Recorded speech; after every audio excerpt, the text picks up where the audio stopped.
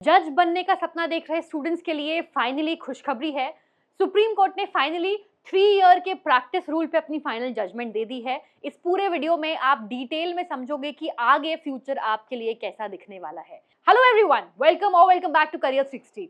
My name is Akhya Tiwari और आप देख रहे हो करियर 60। इस वीडियो में हम जानेंगे कि आप अगर लॉ एस्पिरेंट हो, जुडिशरी के एस्पिरेंट हो, तो आपको आगे नेक्स्ट स्टेप क्या लेना है अगर आप एक जज बनना चाहते हो। तो 2025 में सुप्रीम कोर्ट ने ये मैंडेटरी कर दिया कि किसी भी स्टूडेंट को जुडिशरी के एग्जाम में बैठने से पहले 3 साल की बार की प्रैक्टिस रिक्वायर्ड है, क्योंकि जो जुडिशरी की पोजीशन होती है, एक जज की पोजीशन होती है, वो काफी ज्यादा पावरफुल होती है और उनको अपने पावर की इंट्रिकेसी समझने के लिए एक्चुअल में बार का यानी कि एक एडवोकेट होने का एक्सपीरियंस रिक्वायर्ड होता है। तो सुप्रीम कोर्ट ने ये बात कही कि किसी भी स्टूडेंट को अगर किसी भी स्टेट के जुडिशरी के एग्जाम में बैठना है तो उसको मिनिमम 3 साल की बार पे प्रैक्टिस रिक्वायर्ड है एज एन एडवोकेट। लेकिन 21 अगस्त 2026 को सुप्रीम कोर्ट ने इस बात पे क्लैरिफाई किया और उन्होंने इस जजमेंट के रूल को थोड़ा सा मॉडिफाई किया है, रिस्ट्रक्चर किया है। क्या कहा सुप्रीम कोर्ट ने? सुप्रीम कोर्ट ने ये कहा कि 31 मार्च 2027 तक जो भी एग्जाम्स की नोटिफिकेशंस आएंगी वहां पे आपको कोई भी प्रैक्टिस रिक्वायर्ड नहीं है, यानी कि कोई भी ऐसा स्टूडेंट जिसने अभी अपनी ग्रेजुएशन कंप्लीट की है वो डायरेक्टली अपना किसी भी जुडिशरी एग्जाम का फॉर्म भर सकता है। ठीक है, कोई भी आपको प्रायर प्रैक्टिस रिक्वायर्ड नहीं है and all fresh graduates are eligible to sit the exam directly. ये कब तक होगा?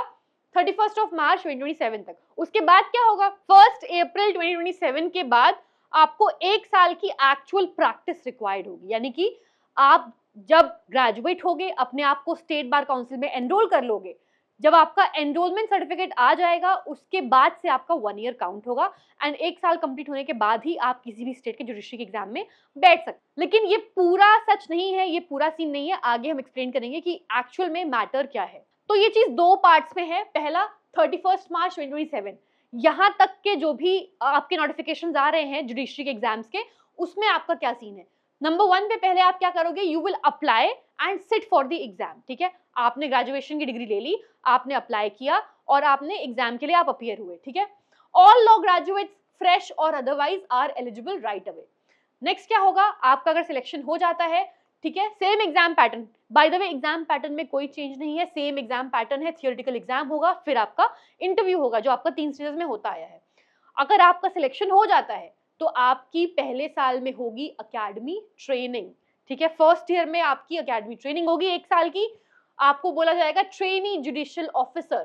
ठीक है, कहाँ पे ट्रेनिंग होगी? आपके स्टेट की जुडिशियल अकेडमी में, जिस भी स्टेट का आपने एग्जाम दिया है उसकी जुडिशियल अकेडमी में आपकी ट्रेनिंग होगी। वो आपका काउंट किया जाएगा 1 ईयर ऑफ बार प्रैक्टिस। ठीक है, उसके बाद नेक्स्ट स्टेप क्या होगा? दूसरे साल में आपकी 1 साल की लॉ क्लर्कशिप होगी, जिसमें आपको 6 महीने किसी डिस्ट्रिक्ट सेशन जज के अंदर में और फिर अगले 6 महीने आपको किसी हाई कोर्ट के जज के अंडर में ट्रेनीशिप करनी है। एक तरह की इंटर्नशिप, क्लर्कशिप हो गई है। ठीक है, इस बीच में जो आपको सैलरी मिलेगी वो किसी भी जुडिशियल मजिस्ट्रेट के जो आपके पोजीशन पे होंगे उनकी आधी मिलेगी।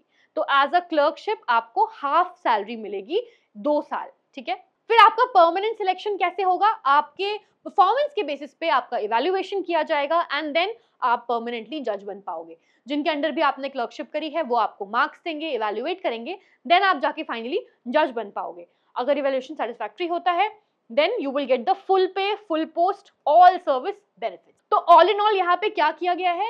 यहाँ पे आपको 2 साल की पोस्ट सिलेक्शन ट्रेनिंग दी जाएगी। ठीक है, पोस्ट सिलेक्शन ट्रेनिंग। इसमें आपको फॉर्म फिलिंग से पहले कोई एक्सपीरियंस नहीं रिक्वायर्ड है, लेकिन अगर आपका सिलेक्शन हो जाता है तो आपको 2 साल की ट्रेनिंग दी जाएगी। अब आइए जानते हैं कि इसके बाद वाले अगर नोटिफिकेशंस आते हैं, यानी कि 1 अप्रैल 2027 से नोटिफिकेशंस आते हैं, उसमें आपको कैसे करना है। तो अगर जो नोटिफिकेशंस 1 अप्रैल 2027 ऑनवर्ड्स आएंगे उसमें आपको रिक्वायर्ड होगी 1 ईयर ऑफ एक्चुअल प्रैक्टिस। ठीक है, मतलब कि आपका जब भी स्टेट बार काउंसिल का एनरोलमेंट का सर्टिफिकेट आ जाएगा उसके बाद से 1 साल तक आपका काउंट होगा एज एन एडवोकेट आपकी बार पे प्रैक्टिस।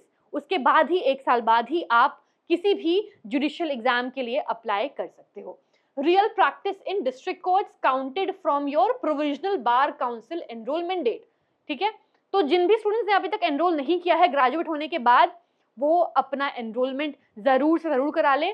AIB के एग्जाम की नोटिफिकेशन भी आ चुकी है, फाइनल ईयर ग्रेजुएट्स भी बैठ सकते हैं, उसका भी एक पूरा डिटेल वीडियो उस चैनल पे आपको मिल जाएगा, तो वो फॉर्म भी फिल कर दो। नेक्स्ट, अगर आपका हो जाता है 1 साल कंप्लीट, उसके बाद आप किसी भी एग्जाम में अप्लाई कर सकते हो, एग्जाम दे सकते हो, ठीक है। Only after completing this 1 year you can apply. Next, if you get selected, तो आपको फिर से वो 2 साल की जो पोस्ट ट्रेनिंग लास्ट में हमने डिस्कस करी थी, वो यहाँ पे भी आपको करनी है, यानी कि आपकी सेम एज फेज 1, तो आपकी 1 साल की अकेडमिक ट्रेनिंग होगी आपके स्टेट की अकेडमी में, स्टेट जुडिशियल अकेडमी में, ठीक है। फिर आपको दोबारा 1 साल का क्लर्कशिप करना पड़ेगा, 6 महीने किसी डिस्ट्रिक्ट कोर्ट के अंडर में, जज के अंडर में, और 6 महीने किसी हाई कोर्ट जज के अंडर में, सेम एज बिफोर। उसके बाद फिर आपका इवैल्यूएशन होगा and you will be a permanent जज। तो आई होप सबको ये पॉइंट्स क्लियर होंगे। काफी ज्यादा रिलीफ की बात है जुडिशरी एस्पिरेंट्स के लिए, क्योंकि काफी सारे जुडिशरी एस्पिरेंट्स ऐसे हैं जो शायद कभी दोबारा जुडिशरी का एग्जाम देंगे ही नहीं अगर ये 3 साल का जो रूल है ये मैंडेटरी कर दिया जाएगा, क्योंकि आपको बहुत कम फीस में, बहुत कम पैसे में आपको 3 साल काटने होते हैं अगर आप एक एडवोकेट बनते हैं, आप प्रैक्टिस करते हैं तो। क्योंकि सबको पता है कि लिटिगेशन करते हैं आप, अगर एडवोकेट बनते हैं तो जूनियर एडवोकेट को 5 से लेके 15,000 रुपए के बीच ही मिलता है, ज्यादा पैसे नहीं मिलते हैं, तो बहुत कम पैसे में आपको सर्वाइव करना पड़ेगा। इसीलिए लोग अपने करियर चेंज कर लेते हैं, कोई और एग्जाम की तैयारी कर लेते हैं, या अपने कॉर्पोरेट में चले जाते हैं, या कोई और लॉ से ही वो पिवट हो जाते हैं। इसलिए सुप्रीम कोर्ट ने ये कहा कि ऐसा ना हो कि हम बहुत सारे मेरिटोरियस स्टूडेंट्स को खो दें इस 3 साल की प्रैक्टिस के रूल के चक्कर में, इसलिए उन्होंने थोड़ा सा रिलैक्स कर दिया है, और आई होप ये काफी सारे स्टूडेंट्स के लिए बहुत ही रिलीफ की बात है। अब यहाँ पे आपको सैलरी कितनी मिलेगी ड्यूरिंग द ट्रेनिंग? आपको 50% सैलरी मिलेगी of the regular judicial officers remuneration, ठीक है। It will be paid through out the academy training plus clerkship period. 2 साल आपको आधी सैलरी मिलेगी, एंड आपका सिलेक्शन के बाद फिर आपको पूरी 100% सैलरी मिलेगी। और एक और बात सुप्रीम कोर्ट ने क्लियर की है कि LLM अगर आपने किया है 1 साल का या 2 साल का, तो वो टाइम काउंट नहीं होगा। आपका जो स्टेट बार का एनरोलमेंट है उसके बाद से ही आपका टाइम काउंट होगा। तो इस चीज में कंफ्यूज ना हो कि आपने 1 साल का अगर LLM कर लिया है तो वो टाइम भी काउंट हो जाएगा, ठीक है। Post graduation will not be counted as practice. अब कुछ इंपॉर्टेंट पॉइंटर्स कि जो ओल्ड पेंडिंग नोटिफिकेशंस हैं, सुप्रीम कोर्ट ने बोला है कि स्टेट्स को 3 महीने का टाइम मिलेगा to amend service rules with high court consultation, ठीक है। 3 महीने का टाइम दिया गया है अभी से स्टेट्स को। अब ये स्कीम कब तक चलेगी? ये जो 1+2 वाली स्कीम आई है कब तक चलेगी? 5 साल तक ये स्कीम चलेगी। उसके बाद फिर से सुप्रीम कोर्ट इसको इवैल्यूएट करेगा कि ये कितनी इफेक्टिव हो रही है। And what if I fail the post training evaluation? Possible you may need to re-attempt. Detailed state rules are still awaited. तो जो पोस्ट ट्रेनिंग आपका 2 साल का पीरियड है, अगर आप उसको फेल कर जाते हैं तो क्या होगा? इस पे अभी कोई बात नहीं आई है। पॉसिबली आपको शायद से फिर से दोबारा रीअटेम्प्ट करना पड़े, लेकिन इस पे अभी कोई नोटिफिकेशन नहीं आई है। Next, does law officer experience count?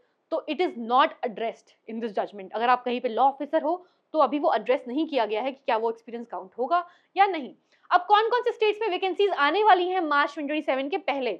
MP, Rajasthan, Delhi, UP, Bihar, Maharashtra, Gujarat, Orissa, इन सब की हाई प्रोबेबिलिटीज हैं। कुछ की वैकेंसीज ऑलरेडी रोलिंग है, तो आप उनकी वेबसाइट पे जाके ऑफिशियल नोटिफिकेशन चेक कर सकते हो। तो सुप्रीम कोर्ट की आखिर रीजनिंग क्या थी ये जो 3 ईयर का रूल था इसको मॉडिफाई करने के पीछे?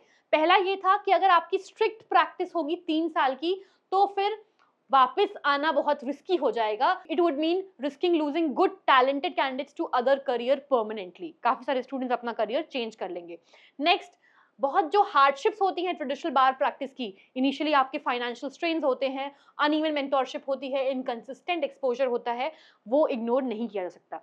यानी कि आप अगर जूनियर एडवोकेट हो तो आपके सीनियर के ऊपर भी डिपेंड करता है कि वो आपको कितना सिखा रहे हैं, आप कितना सीख पा रहे हो। आपके स्टेट पे, आपके डिस्ट्रिक्ट पे भी डिपेंड करता है कि आप कैसे सीख पा रहे हो। तो अगर आपकी ट्रेनिंग जुडिशियल अकेडमी में होगी तो शायद वो बेटर हो पाएगी। दूसरा, बाकी सारे गवर्नमेंट सर्विसेज में सिविल सर्विस हो गया, डिफेंस हो गया, वो अपने रिक्रूटर्स को सिलेक्शन के बाद ही ट्रेन करते हैं, वो पहले से कोई क्राइटेरिया सेट नहीं करते हैं। इस वजह से जुडिशरी में भी ऐसा ही होना चाहिए। नेक्स्ट, फाइनल ही है कि the goal is to keep the value of practical training alive without placing its entire burden or on aspirants before they even got selected, ठीक है। सारा बर्डन यहाँ पे स्टूडेंट्स के ऊपर ही था, तो फाइनली अब स्टेट जुडिशियल अकेडमीज ने भी ये बर्डन अपने ऊपर ले लिया है। तो ये काफी सारे स्टूडेंट्स के लिए बहुत खुशी की बात है। कंग्रेचुलेशंस आप सभी को। आप सबके ऊपर से काफ़ी बड़ा बर्डन हट गया होगा। ये 3 साल का रूल जब से आया था, हर तरफ यही बात हो रही थी। तो फाइनली इस पे एक रिलीफ का साइन आ चुका है। तो आई होप सबको ये पूरे पॉइंट्स क्लियर होंगे। आपको कोई भी डाउट हो, कोई भी कंफ्यूजन हो, कमेंट सेक्शन में अपना क्वेश्चन डाल दो। I will reply you then and there. Also, thank you so much for watching this video. See you in the next one.